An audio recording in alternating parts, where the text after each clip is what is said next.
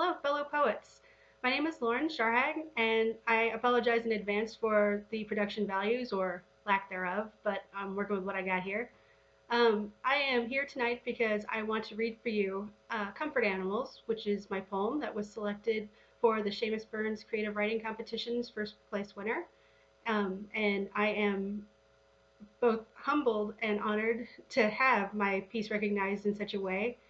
The poem itself I wrote because when my husband was 28 years old, he went into renal failure and he was on dialysis for 3.5 years, and that was a pretty tough time in our lives, as you can imagine. So I'd like to go ahead and read this for you. But first, I also want to say that if anybody would like to contact me with questions, I would welcome that, and I can be found on Twitter, Instagram, and Facebook. So just give me a shout if you are interested.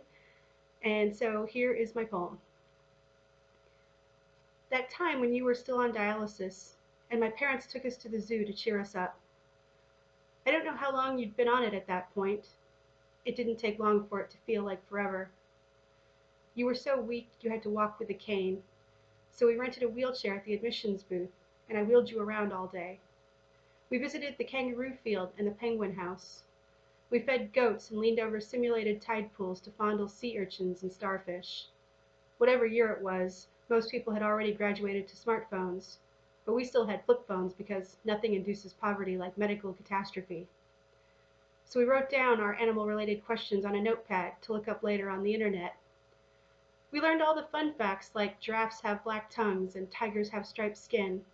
Vampire bats regurgitate and share blood to help their sick. Deer continuously shed and regrow their antlers. Certain species of lizards can regenerate their limbs, and dolphins have been known to lead other species to safe waters. We bought a hot pretzel that I ended up eating because you had no appetite. I spent so much of that time worrying about you not eating. Hyenas eat bones, hooves, horns, and hair, and all the people smiled at us. Me for being the good and dutiful wife, and you because I'm sure they were all imagining that you'd been wounded in Afghanistan or Iraq, because that's how people of our age bracket usually end up in wheelchairs. And I didn't want to tell them that man didn't do this to you. God did. But I just keep smiling, and we have ice cream. That you do eat, though the phosphorus is bad for you. Later we learned some jellyfish are immortal, that gibbons, wolves, and bald eagles are among the creatures that mate for life, and sponges that are divided can grow back together again. And my parents were right. We were comforted. Thank you very much.